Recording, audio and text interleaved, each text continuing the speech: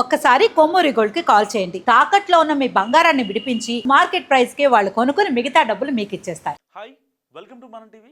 మనం టీవీ నుంచి మన కోసం నేను మీ జర్నలిస్ట్ మనోజ్. సో చెల్లితో రొమాన్స్, చివరికి ప్రెగ్నెన్సీ, వీళ్ళిద్దరూ అక్క చెల్లెళ్ళు. సో ఈ స్టోరీ నిజంగా స్కిప్ చేయకుండా చూడండి.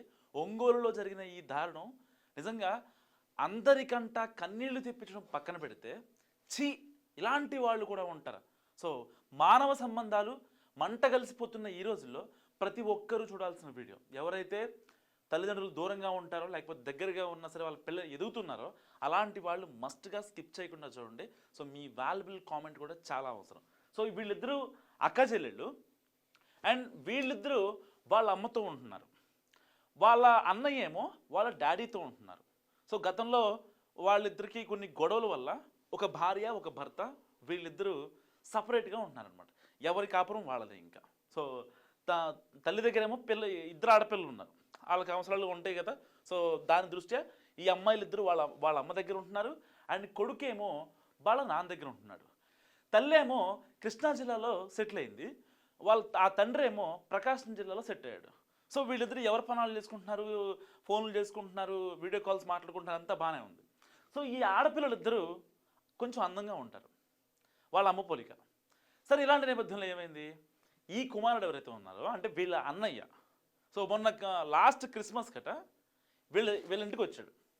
వీళ్ళింటికి వచ్చి పెద్ద చెల్లి ఎవరైతే ఉన్నారో పెద్ద చెల్లితో దిగిన కొన్ని ఫోటోలని బ్లాక్మెయిల్ చేశాడంట.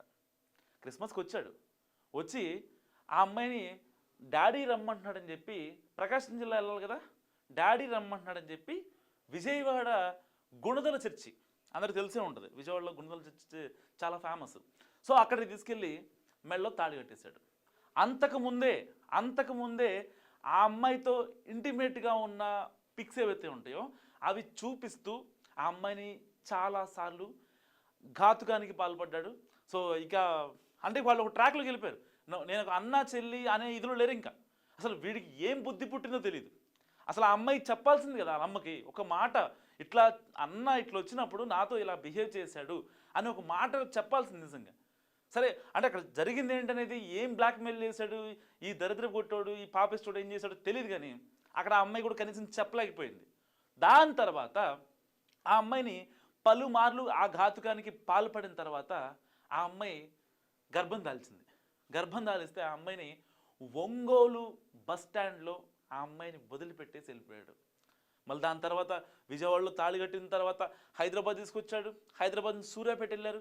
సూర్యాపేట నుంచి మళ్ళీ ఎవరో ఫోన్ చేస్తే ఎక్కడున్నారు ఏంటని చెప్పి మాట్లాడితే దాని నుంచి విజయవాడ వచ్చిన తర్వాత కంటిన్యూస్గా వాళ్ళ అమ్మ టచ్లో ఉంది. సో ఇక్కడే ఉన్నాం అని చెప్తున్నారు.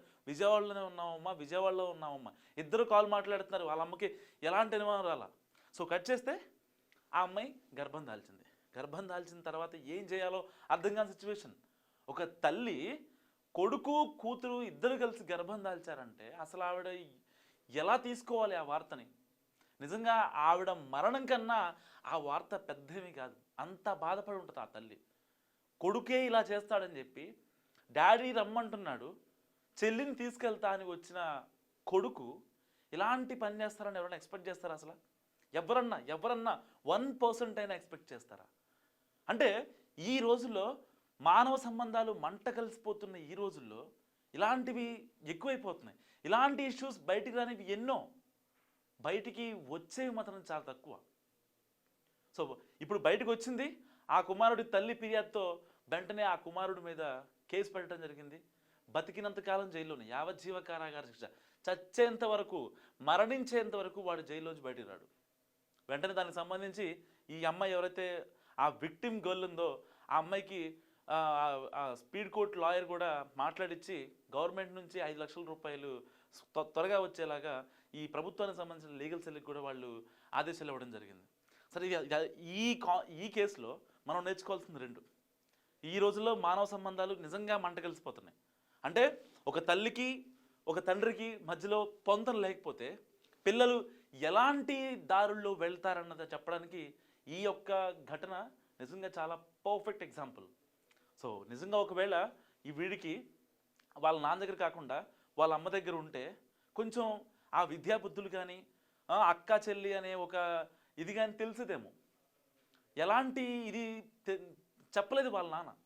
ఇలా ఉండాలి సమాజంలో, వీళ్ళు అక్క, వీళ్ళు చెల్లి, వీళ్ళు అన్న, వీళ్ళు తమ్ముడు, వీళ్ళతో ఇలా మెలగాలి, వీళ్ళతో ఇలా మాట్లాడాలి, ఎవరన్నా వచ్చి మాట్లాడితేనే మాట్లాడాలి, ఎవరితో గొడవలు పెట్టుకోవద్దు, ఫస్ట్ చదువు, చదువు ముఖ్యం, ఫస్ట్ ఫ్యామిలీ, ఫ్యామిలీ ముఖ్యం అని చెప్పేటోళ్ళు కరువయ్యారు అతనికి.